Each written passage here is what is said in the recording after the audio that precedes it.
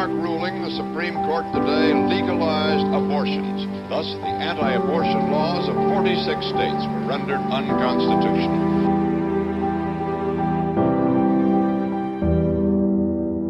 I was born in 1973. In that year, the Supreme Court struck down a Texas law that protected the unborn. This decision makes abortion legal in all 50 states throughout all of pregnancy for any reason. Its name, Roe v. Wade. In 1974, 20,000 pro-life activists marched on the United States Capitol. This is the first of what will become the annual March for Life. In 1975, the year I was born, the first human life amendment is introduced into the U.S. Senate. The amendment fails. In 1976, the Republican Party adopts a pro-life platform. The Democratic Party, not so much. By 1977, the number of yearly abortions in America passes 1 million. In 1978, the Chicago Sun-Times runs a series of articles exposing unsanitary conditions, unlicensed personnel, and inadequate anesthesia in abortion facilities. Abortion safety regulations are overturned by the courts. In 1980, the Supreme Court upholds a federal ban on tax-funded abortions, one of our first national victories. Pregnant minors can have an abortion without parental notification. The RU-486 abortion pill is tested on women. Abortion provider Carol Everett leaves the abortion industry.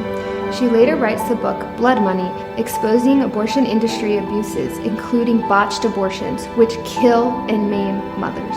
In 1984, there were 1.5 million abortions, double what they were in 1973. In 1985, parental notification fails to pass in Texas. Operation Rescue organizes sit-ins and other acts of civil disobedience around the country. Tens of thousands of pro-life activists are arrested.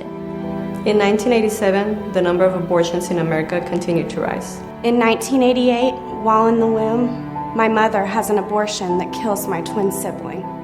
I survive. 1989. No pro-life legislation passes. Again. In 1990, the year I was born, the number of abortions in America reaches an all-time high. In 1991, the total number of abortions in the U.S. rises above 26 million. This means more aborted babies than the number of people living in Iowa, Colorado, Minnesota, Wisconsin, and Tennessee combined. In 1992, the United States Supreme Court reaffirms Roe v. Wade. In 1993, the Clinton administration gives $75 million to Planned Parenthood, the largest abortion provider in America. In 1994, Norma McCorvey, the Jane Roe in Roe v. Wade, converts into a pro-life champion. 1995, Congress passes the partial birth abortion ban. 1996, Clinton vetoes the partial birth abortion ban. Congress passes and Clinton vetoes the partial birth abortion ban. Again. Throughout the 90s, crisis pregnancy centers pop up all over the country, providing women with compassionate alternatives to abortion. In 1999, Texas legislature passes the Parental Notification Act, the first major pro-life victory in Texas, and we are just getting started. In 2000, the year I was born, the FDA approves the RU-486 abortion pill. In 2001, abortions on minor girls decline. Parental involvement rises. 2002, Texas Supreme Court upholds ban on tax-funded abortions. Congress passes the partial birth abortion ban again. This time, President Bush signs it into law. The pro-life ID starts the first 4 days of life in College Station, Texas. 2005, parental consent passes. Late-term abortions plummet 80%. In 2007, the U.S. Supreme Court upholds partial birth abortion ban. The Texas Prenatal Protection Act survives a court challenge. Planned Parenthood Director Abby Johnson quits.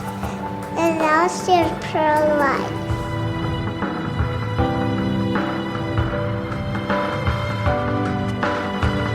Sonic Lamar.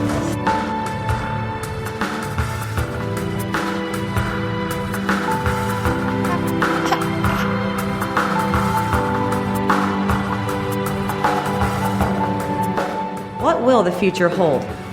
laws that protect women and babies from the horrors of abortion, a culture that values life from conception through natural death. My generation will end abortion. My generation will end abortion. My generation will end abortion. My generation will end abortion. My generation. My generation. My generation. My generation. My generation. My generation. My generation. My generation. My generation. My generation. My generation. My generation will end abortion.